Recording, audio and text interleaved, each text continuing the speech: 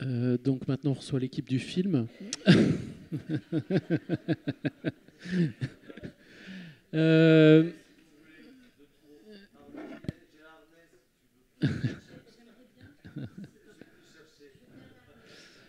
Euh, donc là, on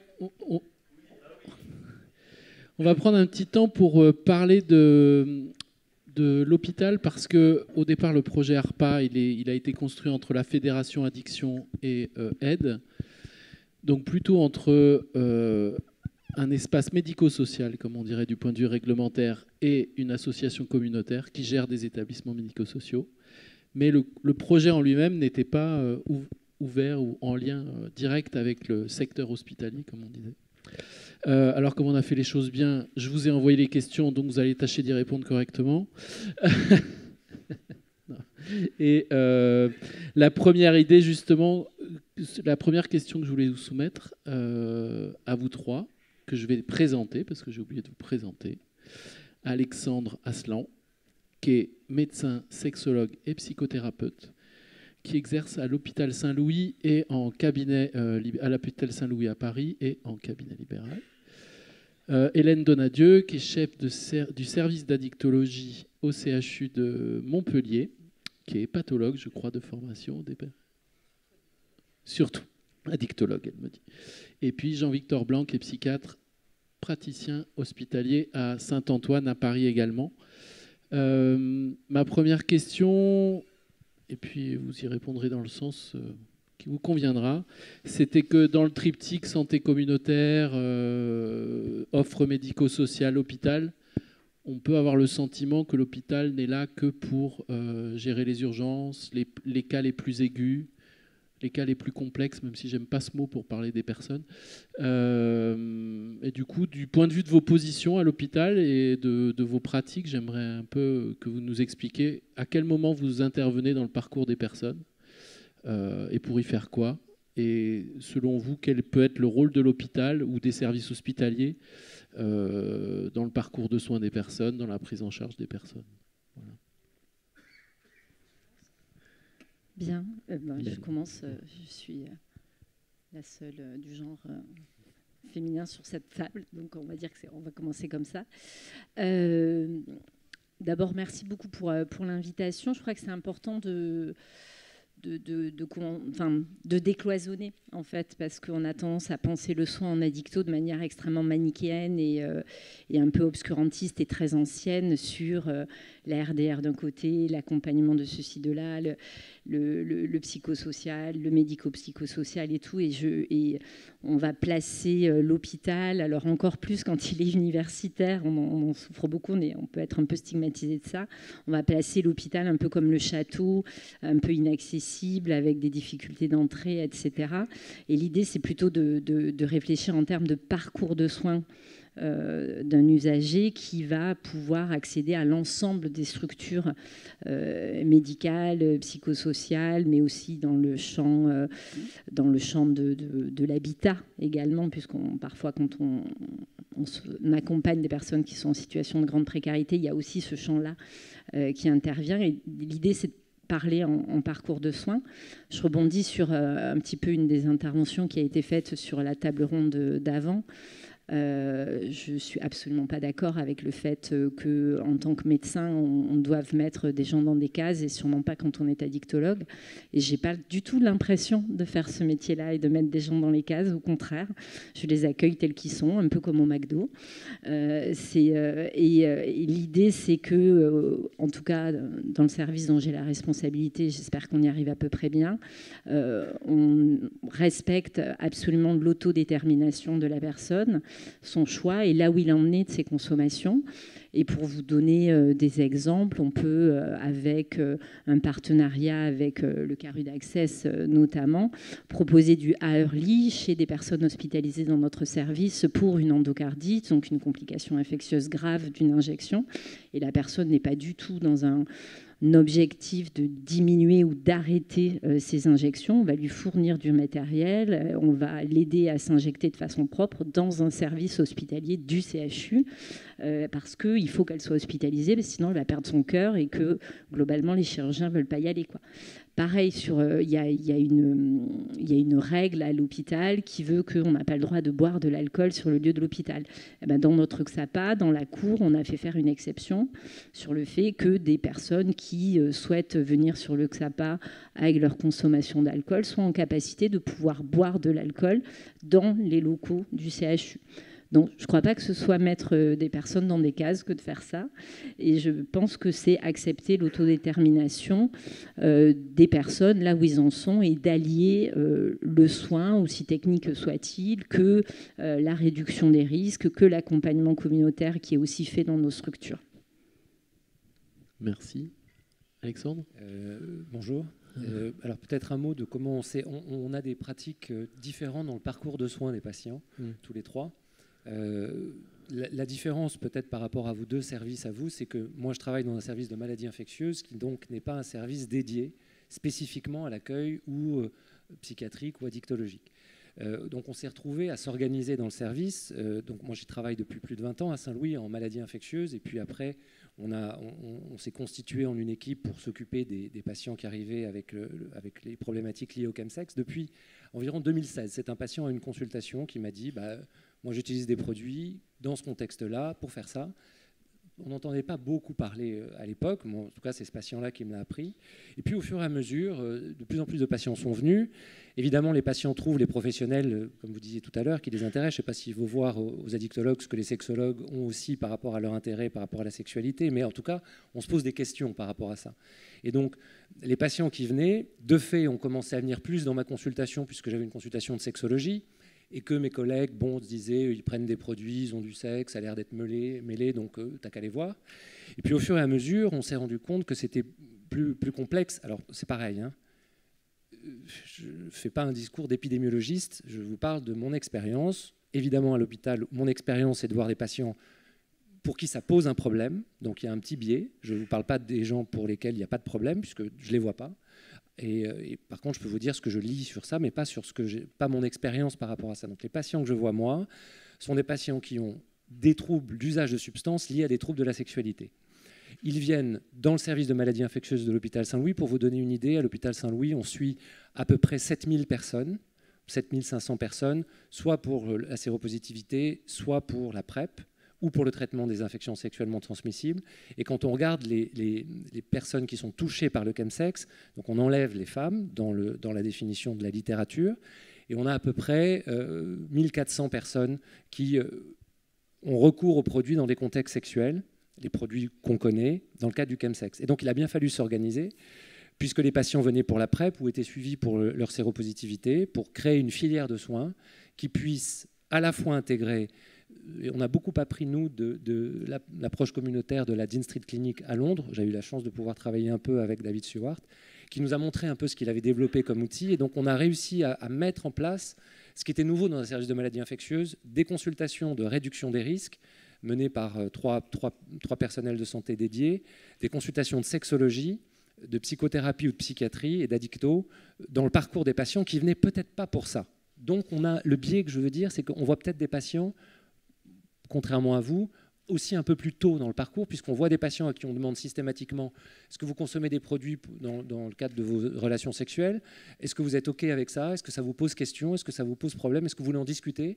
Très souvent, quand on l'aborde, les gens disent non. Non. Puis à la consultation d'après, ils disent au fait, j'aimerais bien peut-être pouvoir parler de ça ou ça. Et pour éclairer l'idée de la sexologie dans le parcours de soins, dans l'étude qu'on a fait à Saint-Louis sur les premiers 200 patients dont on s'est occupé dans le parcours de soins, 60% de ces patients avaient des troubles liés à la sexualité, liés au début de la consommation du chemsex. Donc ça, évidemment que c'est une problématique d'addicto. C'est aussi, pour 60% d'entre eux, quelque chose lié à la sexualité et à la sexualité homosexuelle, qui comprend aussi beaucoup de choses, dont le rapport aux écrans et aux applis, et à la pornographie. Et donc tout ça, c'est ce on va être amené à en rediscuter, mais c'est ce qu'on a essayé de mettre en place pour s'occuper, comme on a pu, des premiers, pour l'instant, 500 patients sur les 1400 qu'on va devoir petit à petit intégrer aux soins, parce qu'on n'a pas eu d'augmentation de personnel. On est 7 ou 8 à s'en occuper, mais on sature aussi les consultations, y compris à l'intérieur de l'hôpital. Et donc on travaille avec les autres centres, dont celui de Jean-Victor. Jean-Victor. transition parfaite. Merci Alexandre, merci de l'invitation, d'avoir mis un psychiatre aussi autour de cette table ronde. Donc moi je suis psychiatre à l'hôpital Saint-Antoine et j'ai ouvert une consultation spécialisée pour le chemsex problématique il y a 8 ans. Première chose, c'est vrai que, et on le voit à la fois dans les débats aujourd'hui, on voit qu'il y a encore énormément de tabous autour de la santé mentale, de la psychiatrie, et que c'est vrai que c'est toujours étonnant de voir à quel point à la fois tout le monde s'accorde sur le fait que c'est central, et en même temps que dès qu'on parle de psychiatrie, ça fait peur, ça continue d'être considéré comme problématique, et notamment moi au début quand j'ai ouvert cette consultation spécialisée, autant pour être sincère du côté des psychiatres, il y avait plutôt un intérêt parce que c'était assez nouveau et finalement c'était assez inconnu, donc finalement il n'y avait pas tellement d'attitudes négatives. En revanche, c'est vrai que dans d'autres sphères, c'était considéré comme étonnant. Pourquoi un psychiatre, pourquoi se spécialiser sur cette question-là avec des raisons évidemment historiques de l'histoire de la psychiatrie et de l'orientation sexuelle, mais qui quand même, bon, on est en 2024, heureusement, on en est quand même très loin. Et ce qui est dommage, c'est que c'est clairement les personnes concernées qui payent un petit peu les pots cassés de cette finalement psychophobie, et que notamment avec cette idée que finalement donner par exemple un diagnostic psychiatrique à quelqu'un qui est par ailleurs homosexuel ou qui par ailleurs est usager de drogue ou évidemment vivant avec le VIH, ça va être rajouter un stigma aux autres, et donc politique de l'autruche, on ne va pas en plus lui dire d'aller voir un psychiatre, on ne va pas en plus lui dire qu'il est atteint d'une dépression, d'un trouble bipolaire, etc. Et pourtant, honnêtement, alors évidemment, tout ça, comme tu le disais Alexandre, moi j'ai une consultation spécialisée dans un hôpital général, mais donc de psychiatrie pour les usagers problématiques, donc pas forcément qui s'identifient comme ayant un trouble psychique, mais qui s'identifient comme ayant un problème avec le chemsex, qui a été très rapidement saturé. Donc en tout cas, les personnes concernées, eux, ont finalement probablement peut-être moins d'a priori que le reste, que certains soignants ou que parfois le reste de la communauté. Et pour le coup, ressentant bien un problème, n'ont pas tellement de problème à aller voir un psychiatre à partir du moment où il y avait quand même cette spécificité, parce que finalement, on va en reparler, il n'y a pas tellement de traitements miraculeux et standardisés pour le chemsex, puisque on le voit, c'est tellement complexe. En revanche, se dire qu'en allant voir tel service ou tel médecin, il y aura un a priori, en tout cas on ne va pas tomber de notre chaise en disant ah bon, vous faites des partouzes, ah bon, c'est quoi ces produits, la drogue, chemsex, etc. Bon, et en fait ça suffit à finalement lever pas mal d'inhibitions. Après, pour un peu finir cette question assez générale sur l'hôpital, il faut quand même bien avoir en tête que si aussi, j'en parle, c'est un petit peu, c'est pas pour faire les Cassandres, mais de la saturation du système de soins, parce que je pense que c'est une opportunité aujourd'hui, parce que aussi, voyant maintenant d'autres services, d'autres spécialités, notamment la maladie infectieuse, etc., les moyens en santé mentale sont infiniment plus petits que dans à peu près toutes les autres spécialités, et que quand on le voit, et d'ailleurs ça a été repris dans le guide que vous avez publié, mais le fait qu'il y a une citation qui est on m'a proposé un rendez-vous dans un mois, est-ce que vous savez combien de fois j'ai eu envie de mourir en un mois ? Bon, aujourd'hui, un ado qui est suicidaire, on lui propose dans certains cas un rendez-vous dans un an. Donc tout ça, ça remet en perspective. C'est pas évidemment une excuse pour dire ah bah tant mieux ou tant pis, c'est pas pour faire une hiérarchie. Néanmoins, c'est pas spécifique à la question du chemsex, puisque le domaine de la santé mentale est complètement saturé, et ça aussi, pour le coup, c'est un constat un peu sombre, mais depuis 8 ans, en tout cas moi depuis que j'ai commencé à m'intéresser à la question du chemsex, il y a ce discours qui est de dire à Paris, puisque c'est la ville où j'exerce, il n'y a pas un lieu qui peut accueillir les patients à partir du moment où ils en ont besoin et qui n'est pas saturé. Alors après, il y a plein de structures, il y a plein de consultations, mais aujourd'hui, et c'est le constat qu'on a tous avec le réseau animé par les soignants du chemsex, c'est que quand un patient va mal, pour un motif de santé mentale, parce que pour le reste, finalement, les urgences, les services de maladies infectieuses, ils trouvent des soins. Quand il va mal pour une question de santé mentale, c'est vraiment un peu la patate chaude, on ne sait pas où adresser. Et donc, pour des patients qui mûrissent et ont envie de se faire soigner, alors ensuite, c'est pas forcément de parler de, effectivement, tous les usages de chemsex ne sont pas problématiques, mais en tout cas, il y a suffisamment de personnes pour qui c'est très problématique, qui en ont conscience, qui ont envie de consulter et qui pour autant n'arrivent pas à accéder à des soins. Et c'est vrai que c'est une question qui est collective, une responsabilité collective, sachant que, comme je le disais tout à l'heure, l'hôpital et la santé mentale à l'hôpital est complètement saturée. Donc à un moment, il y a la question aussi des moyens et de comment ces moyens peuvent être réaffectés ou ailleurs qu'à l'hôpital. Ça, c'est pas du tout pour faire du protectionnisme de patients, puisque de toute façon, on a tous trop de patients. Mais néanmoins, il faut bien qu'à un moment, quelque part, ils puissent trouver de l'aide. Juste pour rebondir sur ce que tu dis, du coup...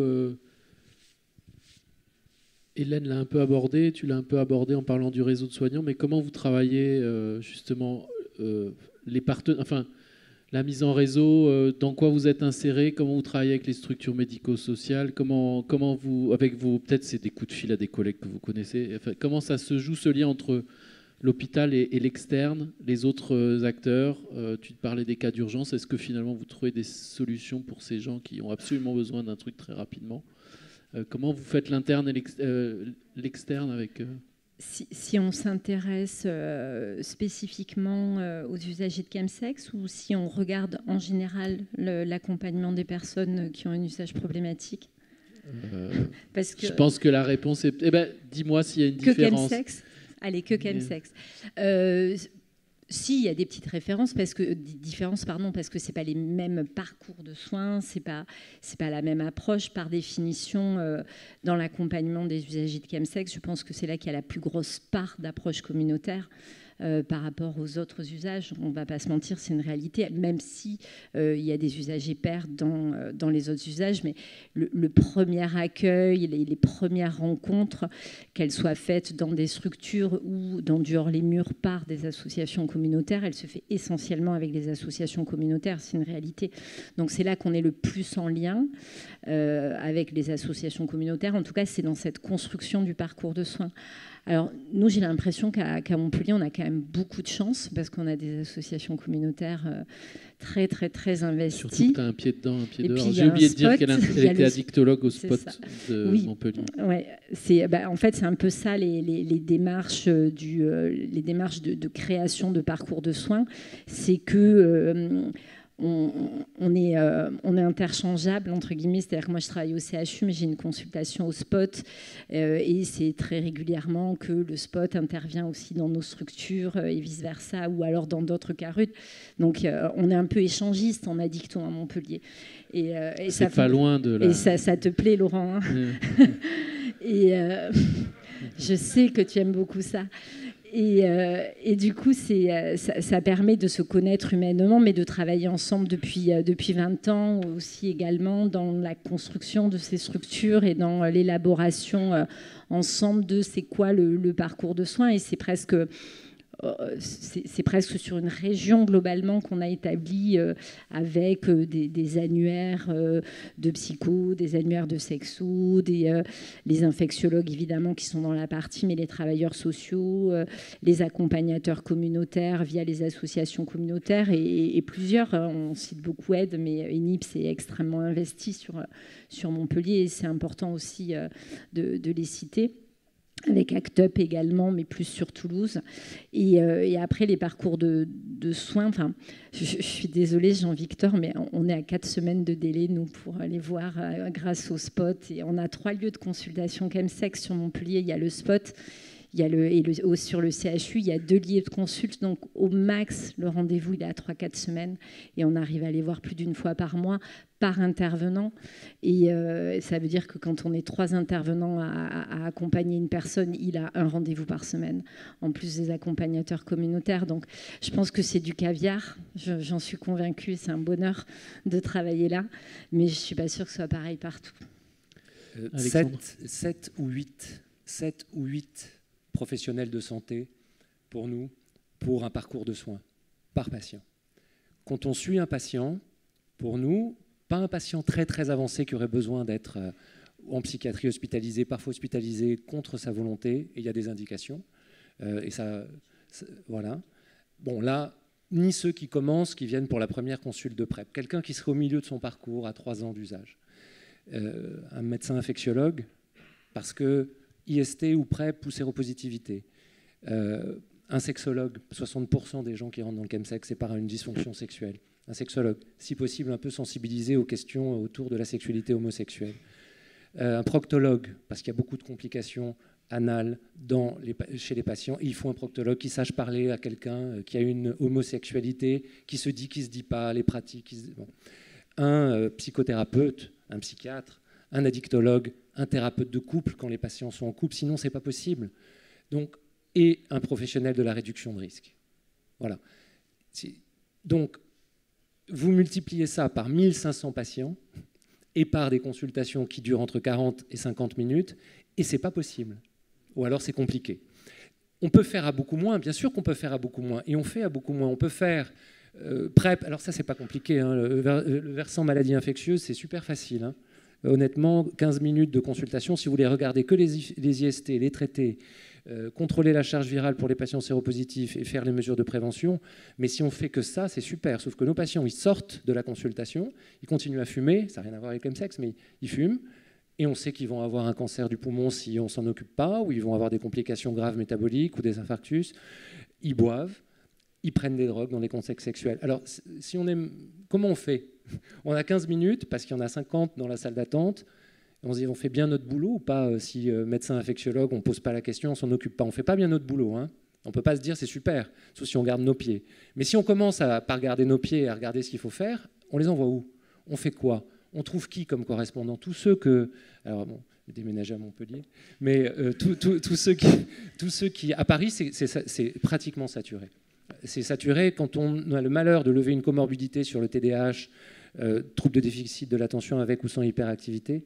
On a 6 à 9 mois d'attente dans un centre à Paris, sauf si vous connaissez le copain, la copine qui peut vous faire la faveur, mais on a beaucoup trop de patients qui auraient besoin de ce diagnostic pour que... Bon, Jean-Victor, au début, on travaillait beaucoup ensemble. C'est pas qu'on travaille plus ensemble, mais c'est saturé. Donc, on essaie de trouver tous quelqu'un, un centre qui pourrait. Puis, il faut des centres de consultation, mais il faut aussi des structures d'hospitalisation de jour. Bon, bref, là, je vous répète tout ce que tout le monde sait. Alors, à partir de ce constat, comment on fait? Parce que les gens, on va pas leur dire, vous reviendrez dans un an quand ça ira mieux, quand on aura des soignants. Donc, on essaie de se débrouiller. Effectivement, les maladies infectieuses, c'est pas ce qui est le plus compliqué. Je ne dis pas que c'est facile, hein. Ce n'est pas ce qui est le plus compliqué, parce qu'il y a du médicament. Alors évidemment, le médicament, ça marche, vous le prenez, super. Mais en dehors de ça, les comorbidités psychiatriques, quand il y a des traitements, c'est super. Mais en dehors de ça, quand quelqu'un vient à 21 ans, que toutes ces pratiques sexuelles ont eu lieu apprises, médiées, identifiées, calquées sur de la pornographie, sur les écrans, sur des rencontres rapides, avec l'aide de produits, parce que c'est merveilleux, c'est extraordinaire. Et je pense que c'est extraordinaire, au sens propre. Et que tout dans la vie, c'est pas extraordinaire. Hein. C'est pas extraordinaire, la vie. Les relations sexuelles, parfois, c'est extraordinaire. C'est souvent les premières. Hein. La première, elle est extraordinaire. Et puis après, au bout de 3 mois, ça devient plus compliqué. Il y a l'habitude. Et puis où on a la capacité interne de transformer ça par ces structures d'identification en quelque chose qui n'existe pas, l'amour, hein, c'est-à-dire l'attachement idéalisé humain, c'est-à-dire on donne du sens à une expérience, on la répète. Et donc le corps se retire un peu au profit d'un attachement, d'un sentiment, de quelque chose qui le transcende, et le corps sert ça.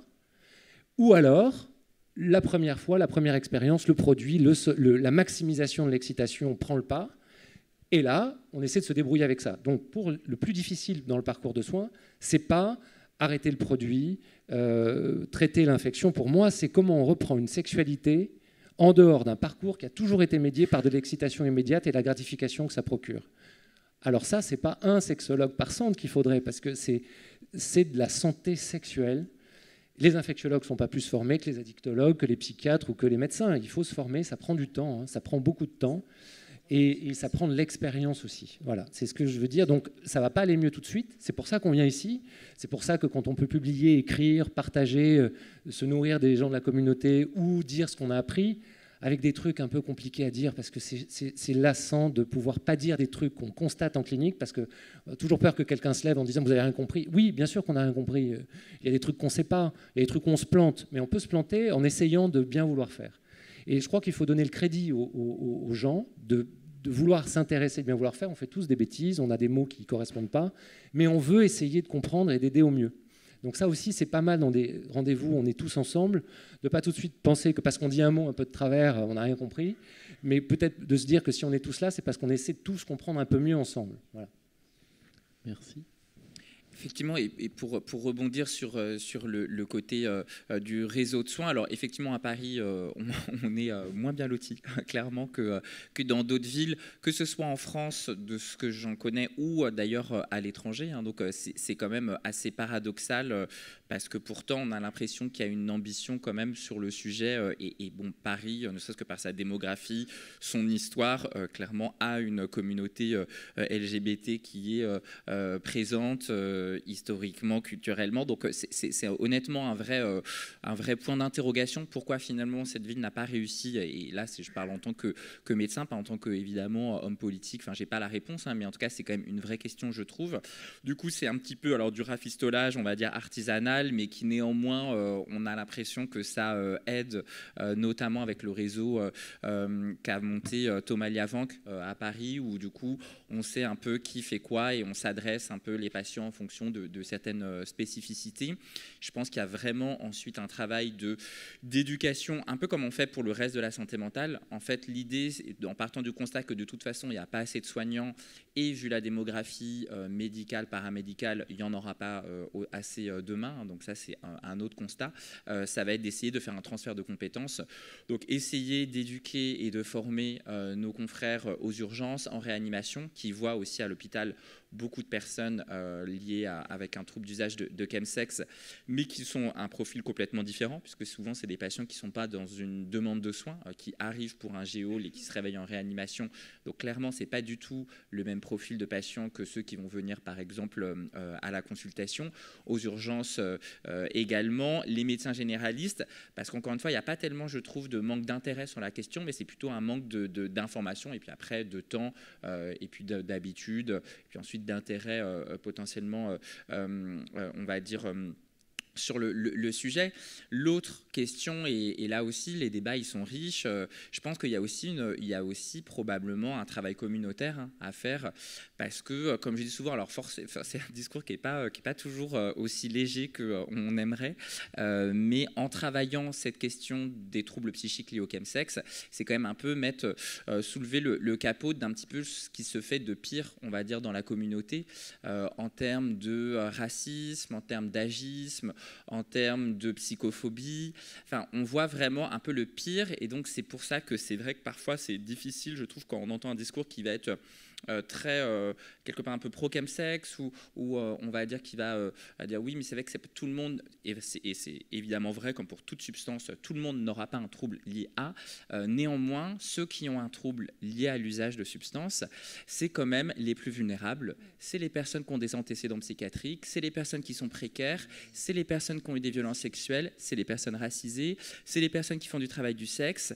Donc en fait, c'est un petit peu, moi, ce discours, j'ai quand même un petit peu de plus en plus de mal à l'entendre, parce qu'en fait, c'est finalement de l'ultra-capitalisme, parce que si en fait on considère que, parce que certains qui sont effectivement en général très bien insérés, CSP+, plutôt blancs, plutôt beaux, plutôt musclés, eux n'ont pas de problème lié au chemsex. Ceux qui ont des problèmes au chemsex, c'est quand même ceux qui cumulent finalement les vulnérabilités sociales. Et donc se dire, ah bah finalement, c'est pas si grave parce que c'est des minorités, je suis pas sûr qu'on en sorte vraiment grandi. Et là, il y a donc un point sanitaire, mais je pense qu'il y a aussi un point communautaire autour de cette question-là qui, je trouve, est un petit peu passé sous le tapis, mais pour le coup, c'est à peu près la même chose que dans n'importe quelle consultation de psychiatrie, où c'est finalement, en psychiatrie, on soigne les conséquences finalement de violences sociales. Hein. Globalement, ça correspond un petit peu à ça, notre métier. Tu m'offres une transition parfaite, parce que ma deuxième question, c'était... le projet ARPA, il s'est construit sur l'idée que les associations communautaires portent un savoir expérientiel. Alors c'est un peu caricatural, mais en gros, il y avait cette idée que le savoir expérientiel contexte, c'était dans la démarche communautaire, que ça pouvait nourrir les approches, etc., les approches en santé. Et que du coup, combiné à l'approche médico-sociale, etc., ça pouvait produire des choses intéressantes. Du coup, vous, comment vous travaillez depuis l'hôpital ou depuis vos positions individuelles, comment vous travaillez avec les associations communautaires? pas que pour en tirer des choses, puisque finalement, ce que tu disais, c'est qu'il y a peut-être des choses à interroger auprès des associations communautaires sur le racisme, sur l'agisme, etc. Comment vous travaillez avec eux? Alors, Hélène elle est déjà dedans, on va dire. Oui, mais j'ai des choses à leur demander, donc j'en profite. C'est le moment. Pas de l'argent, s'il te plaît. Non, mais ça rejoindra. Je rebondis sur ce que tu dis, Jean-Victor. J'ai peut-être, en tant que femme, peut-être moins de légitimité à porter ce sujet, et j'en conviens.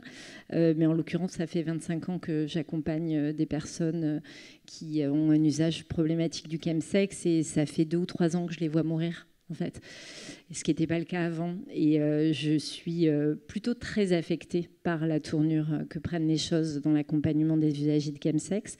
Je n'ai pas tous les jours envie d'aller chez Aide consulter, parce que c'est la consultation la plus dure de ma semaine. Et alors que c'est un bonheur d'aller dans cette structure. Et si on doit continuer à travailler ensemble, et vraiment, nous allons continuer tous à travailler ensemble et avec des associations communautaires, je crois qu'il est temps de changer de braquet en termes d'accompagnement des usagers problématiques de chemsex. Et je te rejoins complètement dans ton analyse sur le fait qu'actuellement, les personnes qu'on accompagne sont probablement les personnes les plus sévères que l'on voit en termes d'addiction. Quand on compare aux autres addictions que l'on accompagne, comme des injecteurs de substances, ceux qui vivent en situation de grande précarité, alors, des usagers de crack, il y en a aussi qui sont extrêmement sévères, mais là aussi qui cumulent malheureusement énormément de stigmas et de problématiques. Mais dans le chemsex, je suis convaincue que ce soit en termes de prévention, que ce soit en termes de RDRD, que ce soit en termes de soins, on est au stade où il faut absolument changer de braquet. Vraiment. Et je suis convaincue que ça doit être porté par les associations communautaires sur le fait que la RDR que l'on fait actuellement n'est plus suffisante en partouze. C'est une évidence. On a eu 3 morts sur des plans en 2 mois sur Montpellier. Il y en a, l'ensemble de ces décès, ils sont morts sur des partouzes. Donc, je veux dire, pardon ? GHB ou arrêt cardio ? GHB, les 3. Donc, il y a vraiment des choses à faire en termes de RDR, et je suis convaincue que le travail que nous devons faire à partir de maintenant avec les associations communautaires, c'est la prévention, c'est modifier les techniques de RDR. Il faut aller beaucoup plus loin maintenant. On n'est plus à devoir juste distribuer des seringues. On sait le faire, on le fait parfaitement. Le Early, on le fait parfaitement. Il faut les apprendre à se réanimer, bordel. Enfin, je suis désolée de vous dire ça, mais moi, je veux plus qu'il en meure. C'est insupportable. Ils ont 20 ans, quoi. Enfin, il y a ça. Et une autre chose à laquelle vraiment je vous demande de nous aider, c'est qu'il y a au minimum 40% de vécu de violences sexuelles en partouze. Et ça aussi, la RDRD que nous faisons n'est plus suffisante. Et là aussi, il faut changer de braquet. Donc, tout ce qu'on fait avec les associations communautaires depuis 25 ans, en tout cas pour ma part, c'est un grand bonheur, et je continuerai. Et globalement, je suis convaincue que maintenant, il faut aller beaucoup plus loin, beaucoup plus fort.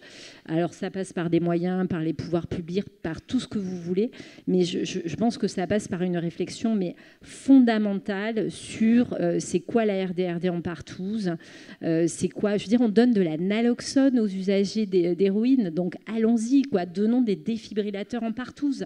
Enfin, je veux dire, n'ayons pas peur. Vous voyez, et il y a plein de choses comme ça qu'il faut faire. Et sur les violences sexuelles, c'est pareil. On ne peut pas laisser 40% des usagers problématiques se faire violenter en tous. C'est pas possible, et ils ne vont pas porter plainte. Voilà. Merci.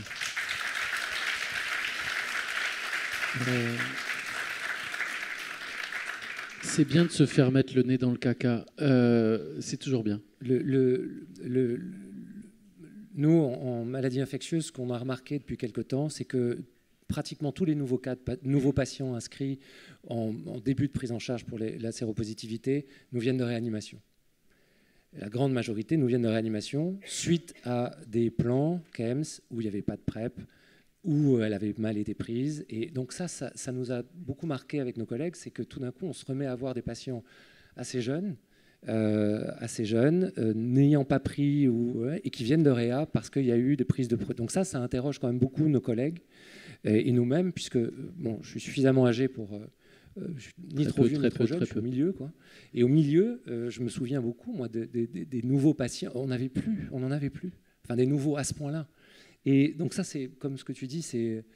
Pour les soignants, c'est quelque chose aussi. Alors, c'est pas pour faire pleurer sur les soignants, hein. On est du côté où on soigne, mais c'est un soin qui requiert beaucoup, et probablement beaucoup plus que les autres, je ne sais pas pour vous, mais en tout cas, le système de soins est mis très en demande par ce type de soins. Après, il y a la question de l'urgence. Une question de l'urgence et l'articulation avec des associations. C'est très particulier, cette question de l'urgence, parce que c'est quoi l'urgence? Est-ce que l'urgence, c'est la mort? L'urgence, pour tous, bon, si on n'est plus en vie, il n'y a plus de vie, hein, donc, okay. Donc l'urgence, c'est la mort. Alors l'urgence, c'est les réanimateurs. Mais si on va sur le sexologue, c'est l'urgence permanente, le chemsex. Il n'y a pas plus urgent, il n'y a plus de sexualité. La physiologie sexuelle, telle qu'on l'a étudiée quand on est médecin, du désir qui engendre de l'excitation, qui engendre une phase de jeu ou un plateau orgasmique et une décharge, ça c'est la physiologie sexuelle. Dans le chemsex, on ne la retrouve pas. C'est aussi gros que si on sortait tous de la pièce en marchant sur nos mains, quoi. C'est-à-dire la physiologie qu'on connaît, elle n'existe plus. Alors elle est compensée par tout un tas d'artifices ou d'artefacts, de la surexcitation par des images pornographiques, de la réplication de ça, de la prise de produits pour s'exciter, de la prise de produits pour avoir des érections, et puis après le combat cesse parce que les gens sont épuisés, ou parce qu'ils cessent parce qu'il n'y a plus de vie, ou parce qu'ils cessent parce qu'il n'y a plus d'énergie. Bon. Mais ce que je vous décris là, pour la sexologie, en grande partie, c'est l'urgence absolue. Pour la psychiatrie ou la psychothérapie, parfois on est aussi au bout, hein. Et paradoxalement, ça a l'air joyeux de loin. Ah, c'est du sexe. Mais non, quand on regarde, bien sûr que pour beaucoup, c'est aussi de la sexualité. Mais donc l'urgence, elle est différente pour chacun. Est-ce que c'est le psychologue? Parce qu'en réanimation, il y a une urgence psychologique absolue. On ne peut pas faire une psychothérapie à un patient qui est dans le coma. Donc c'est fini pour le psychologue, la réa. Et pour le sexologue, le chemsex, c'est un peu fini la sexualité. Donc, comme les gens ne sont pas morts, on essaie de refaire quelque chose.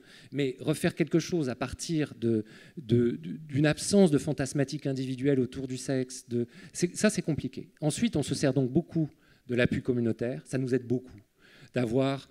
nous, on a la chance en maladies infectieuses, dans les services de maladies infectieuses, de voir d'aussi longtemps que je me souviens, moi, de mon internat, il y a toujours eu des associatifs pas loin. Dans les études de la NRS, dans les services pour faire la réduction de risque, pour faire de l'accompagnement du début de PrEP. Donc, ce n'est pas étranger, quoi. Ce n'est pas étranger pour nous. Après, de temps en temps, il y a des difficultés sur des mélanges de genres. Et donc, je pense que les accompagnateurs, ils doivent être aussi super bien formés. Ça, nous, on ne peut pas le vérifier. Est-ce qu'on doit le vérifier ou pas? J'en sais rien. Mais la confusion de genre, parfois, elle peut être délétère. Et ça, ça nous honore de pouvoir avoir cette discussion tranquillement avec les gens à qui on fait confiance, parce qu'au fond, nous, on sert juste autour d'un patient. On sert au patient. Donc, si on a des voix qui s'opposent, très souvent, moi, je suis très marqué dans le chemsex de dire, nos collègues, ils se discréditent l'un l'autre. Ah oui, mais lui, il a fait ça, c'est pas ce qu'il faut faire. C'est nul. C'est absolument nul. Donc, c'est comprendre avec le collègue ou avec l'associatif ou avec le psy ou avec le sexologue pourquoi tu as fait ça, mais lui demander à lui, pas charger le patient de ça. Parce que c'est... Déjà que c'est morcelé et que c'est tout divisé, si en plus on part avec des soignants divisés, donc les associatifs, oui, et les associatifs d'autant plus que c'est une problématique, pour le coup, même à l'hôpital, très communautaire, parce que par définition, le chemsex ne touche que des hommes qui ont des relations sexuelles avec les hommes, et c'est l'archétype d'une problématique communautaire. Merci Alexandre. Alors, je vais essayer de faire une réponse un peu plus positive cette fois. Effectivement, alors pour le coup, à Paris, je trouve que c'est relativement facile et accessible. Il y a beaucoup de groupes, notamment au Spot, mais aussi un nombre incalculable de réunions aussi NA, qui sont aussi un autre soutien de type et AA, qui sont un autre type de soutien communautaire. Ça, pour le coup, honnêtement, en tout cas, auprès des patients que je prends en charge, c'est assez accessible à partir du moment où ils souhaitent y aller. Ils trouvent assez facilement. Il y a la ligne WhatsApp. Enfin, franchement, il n'y a pas trop de difficultés d'accès. Au contraire, souvent, il y en a beaucoup qui sont déjà passés par là ou qui vont y aller. Donc ça, pour le coup, je trouve que c'est plutôt bien. L'autre, la question un peu qu'on peut aussi là s'adresser du point de vue communautaire, c'est aussi comment, probablement, en tout cas dans ce qu'on entend, il y a la question aussi de l'isolement, de la solitude, qui revient très souvent autour du chemsex, et probablement que là aussi, le communautaire a quelque chose à jouer, mais quelque part même extra-sanitaire, parce qu'on constate aussi que beaucoup de lieux de socialité homosexuelle sont plus ou moins en train de disparaître, ont été remplacés par les réseaux sociaux, et c'est pas pour les diaboliser, mais on voit que ça accentue, ça aggrave la solitude, le sentiment d'isolement. C'est vrai pour tout le monde, mais encore une fois, quand on cumule les discriminations, c'est encore plus fort, et probablement qu'il y a quelque chose de collectif là aussi à inventer, de retrouver des espaces en fait où les gens ne sont pas que un petit carré, un torse, un aspect de leur physique, une performance de crossfit ou une performance sexuelle, parce que c'est quand même, je trouve qu'on voit une évolution et un mal-être communautaire assez élevé à ce niveau-là, où finalement les gens ne se voient plus que comme finalement quelqu'un qui pratique le chemsex ou comme clairement un objet sexuel, et que c'est d'autant plus difficile ensuite d'en sortir, et que là c'est une réponse, et pour le coup l'aspect quand même plus positif, en tout cas qui m'étonne, c'est que paradoxalement on est quand même aujourd'hui à un moment où on a quand même la chance de vivre dans un pays dans lequel c'est plus facile qu'avant de vivre une sexualité non hétérosexuelle. On a des modèles d'identification qui n'existaient pas avant, et notamment qui sont devenus complètement mainstream, que ce soit sur les Netflix, etc. Donc on a quand même des raisons, je trouve, d'espérer, et pourtant on a l'impression qu'on traverse le moment, bon alors j'ai pas 150 ans de recul, mais quand même qu'on traverse un moment dans lequel il y a le plus de mal-être. Donc il y a probablement là aussi des questions à se poser à ce niveau-là. Merci beaucoup à tous les trois. Est-ce qu'il y a des questions dans la salle? Est-ce que vous pouvez... Jonathan, tu peux te donner le micro. Je sais que tu m'entends avec le micro, mais je te le donne. Prendre les questions. Celui-là aussi. Ici. Oui, bonjour à Jean-Victor, et bonjour Alexandre, et bonjour à Hélène. J'entends fortement, avec beaucoup d'émotion, ce que vous avez dit sur les difficultés de prise en charge, ce que vous rencontrez, ce qui fait écho à ce que nous on rencontre. Et vous le savez, parce qu'on dialogue à peu près constamment, même parfois par patient interposé, ce qui n'est pas forcément la meilleure solution. Mais je trouve que quelquefois, quand on aborde ça comme ça, on est un peu le serpent qui se mord la queue. C'est-à-dire que, évidemment, que l'offre psy est un défaut considérable, ce qui fait que ça nous fout tous dans la merde. Et nous, on essaie d'absorber comme on peut, comme je l'ai expliqué ce matin, aussi rapidement qu'on peut. Mais finalement, je trouve qu'on discute assez peu ensemble. On n'a pas trouvé des canaux de discussion qui nous permettraient de trouver au moins une amorce pour rompre ce cercle vicieux. Et peut-être que c'est quelque chose qu'il faut qu'on arrive à aborder. Après, nous, on a des capacités quand même qui sont aussi très limitées. On s'adapte comme on peut. On est 2,5 pour faire de l'accueil chemsex au spot. Et on a un afflux constant. Donc, on se réajuste en permanence. Mais c'est vrai qu'on devrait peut-être plus trouver un moyen original en dehors du réseau chemsex qui existe déjà pour trouver je ne sais pas comment faire, mais en tout cas le discuter. Je vous propose de prendre la deuxième remarque qui était là, le monsieur, et garder les questions, remarques pour réagir après. On va prendre le monsieur puis la dame là. Déjà, je suis très jaloux de la prise en charge à Montpellier parce que je travaille à Paris, je suis infirmier au CPOA, aux urgences psychiatriques, et en fait, il y a des délais d'attente qui sont considérables, et en fait, on ne sait pas.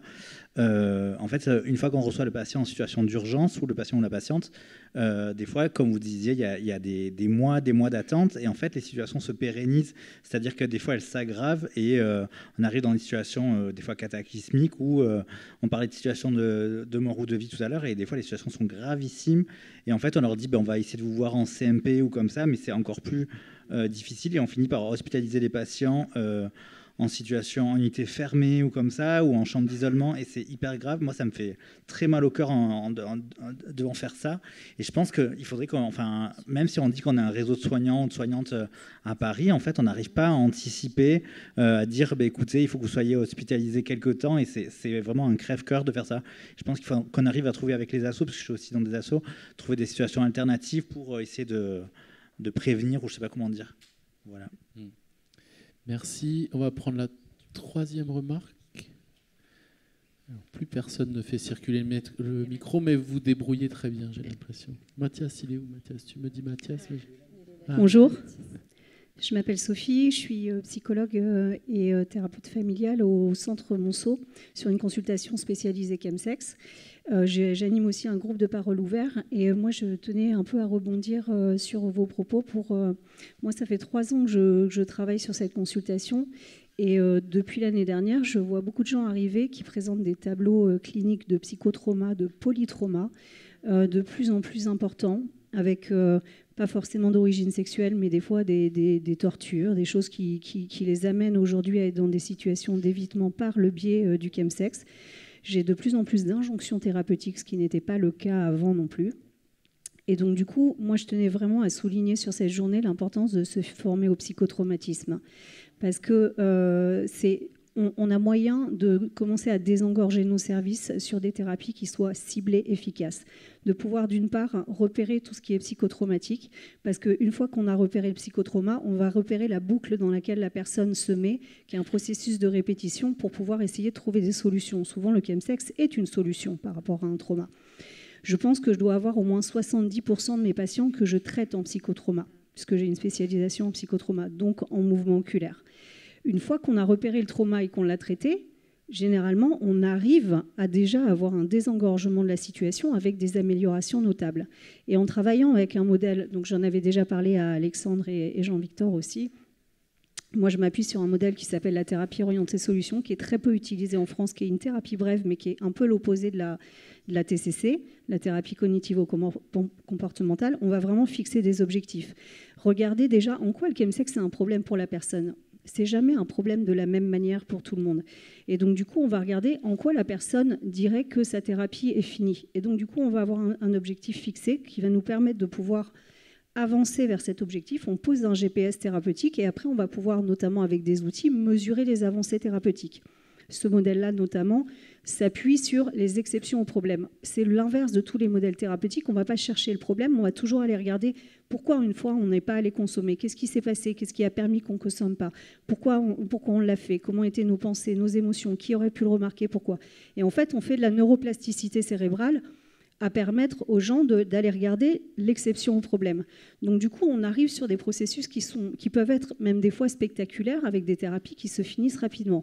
Donc moi, je tiens vraiment à souligner l'importance que tous, soignants, nous puissions nous former sur des modèles qui soient vraiment actifs, bienveillants et qui permettent de désengorger une grande partie des services parce qu'il y a plein de gens où il faut juste aller débloquer, aller regarder qu'est-ce qu'ils veulent et comment on fait pour y aller. Merci. Une dernière réaction de Mathias et puis après on fait réagir nos intervenants. Vas-y. Non ? Mathias quand même. Mathias, allez, dis-le. Tiens. C'est Mathias. Donnez-lui un micro. Tiens. Mathias. Voilà. Allez. Et après vous direz un mot de conclusion et on fera une pause. C'est ça ? Ce sera rapide. On fera pas de pause. Jean-Victor, vous avez parlé tout à l'heure d'une liste. Vous avez dit on a une liste aussi pour de soignants à qui on peut renvoyer nos patients. Est-ce qu'il existe une liste ? Je crois que la réponse est non, mais est-ce qu'il existe une liste sur laquelle on retrouverait tous les soignants, qu'ils soient sexologues, psychiatres, mais aussi acteurs communautaires, où une personne qui a des problématiques de chemsex puisse trouver, si j'ai besoin de voir un sexologue, si j'ai peur d'aller à l'hôpital, est-ce que j'ai une structure ? Et si la réponse est non, quels sont les freins à la création de cette liste ?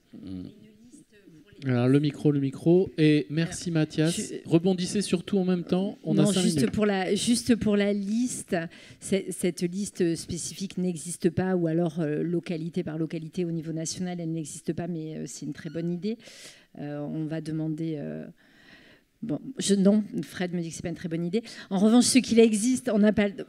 Ce qu'il existe, en revanche, chez les médecins, c'est les médecins, il y a une liste de médecins LGBT free. Alors, ce qui est dramatique, parce que ça voudrait dire qu'il y en a qui ne sont pas free. Donc, j'ai honte de vous dire ça, de vous donner cette information-là. J'ai honte pour ma profession.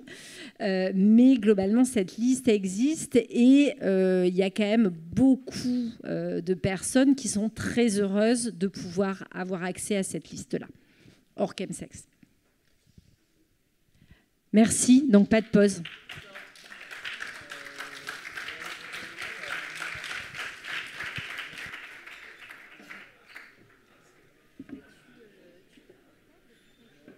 On va enchaîner par la troisième et dernière table ronde de la journée.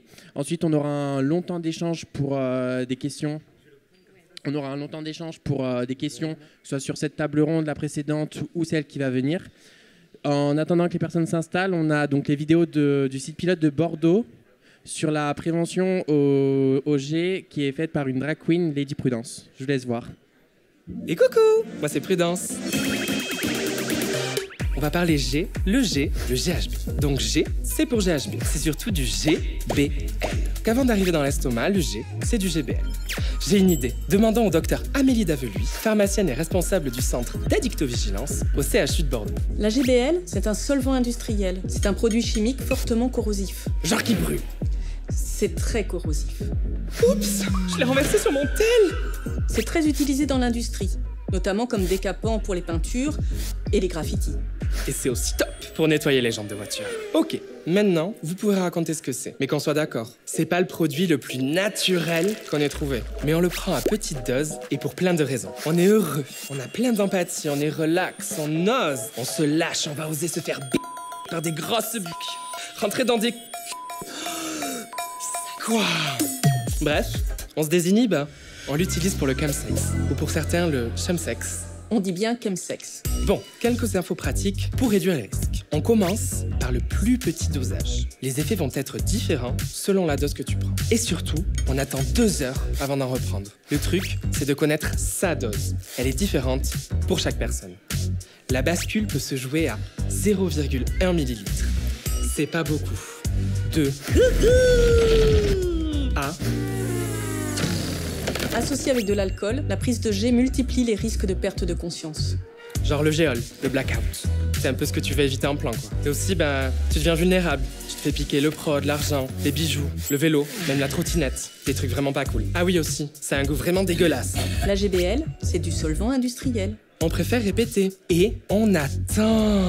Pas de précipitation. Les effets arrivent. Le produit reste un certain temps dans le corps, même si vous ne ressentez plus d'effet. Si on en reconsomme, il faut attendre 2 heures entre chaque prise. Sinon, on risque une surdose. Bon, je vous fais pas un schéma, mais... En fait, si. Vous voyez cette courbe? Elle redescend pas à 0. Il reste toujours un truc. On veut vraiment éviter le trop de produits trop rapidement. Un surdosage provoque un endormissement ou un coma qui peut entraîner un décès. On arrête de respirer ou le cœur s'arrête. Voilà. Ok, moment tips. Si t'arrives pas à doser, t'es déjà trop perché. Si t'as prévu de consommer hors de chez toi, tu peux préparer tes doses à l'avance. Il y aura toujours un pseudo-expert qui te dira quelle dose tu dois prendre ou commencera même à te faire ta dose. C'est non, c'est la base de ta sécurité et aussi de ton consentement. On espace les prises toutes les 2 heures. Et si tu veux te souvenir de l'heure de ta dernière prise, tu fais un screenshot sur ton téléphone. Et si jamais t'en as sur les doigts, tu te laves les mains avant de t'amuser. Tips ultime, tu fais tout toi-même. Tu doses, tu prépares, tu consommes. Personne, j'ai bien dit personne, ne te connaît mieux que toi. C'est un produit dont le dosage est très sensible, où les effets changent à 0,1 ml près. Si on choisit de consommer du G, faut vraiment apprendre à le connaître et à se connaître. Coucou, c'est Prudence.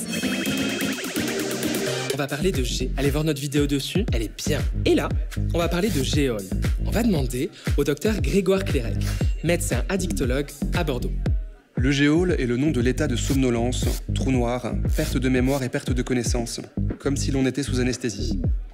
Parfois, le géol est suivi d'un coma, voire même d'un décès. Ouais, c'est pas marrant. Mais on n'arrive pas comme ça dans cet état. Et on peut même voir quelques signes avant-coureurs. On peut être agité, voire un peu violent, avoir des mouvements incontrôlés. On peut respirer ou haleter de façon intense. Au contraire, ne plus du tout arriver à garder les yeux ouverts. On s'endort. Genre... ou on tombe par terre. On peut aussi avoir des hallucinations. Médicalement parlant, les spasmes, c'est jamais bon signe. Et on a l'impression de flotter. On est bien, comme sur un petit nuage. Et on peut d'un coup aussi être en mode délirant, tout casser, pousser des crier. Parfois, finir nu dans la rue. Et on n'oublie pas les voisins aussi. Ils peuvent s'inquiéter et appeler les forces de l'ordre. La méthode, on le sécurise et on se sécurise. Pourquoi on est comme ça? Comme tous les produits, trop de prise, trop souvent. Le surdosage est dangereux et ça peut se jouer à 0,1 ml. Et 0,1 millilitre, c'est pas beaucoup. Il y a aussi, on mélange pas du jet avec de l'alcool. Vraiment. À part si vous voulez tomber dans le coma, c'est le gros risque. La prise d'alcool avec du jet augmente les risques de coma. Et la surdose arrive plus vite. On évite absolument la prise de médicaments. Surtout pas de benzo et encore moins de la 3. On vous connaît. Le surdosage est dangereux. Donc la prochaine fois, quand votre pote commence à gueuler de partout, premier réflexe, on stoppe tout. On arrête le plan.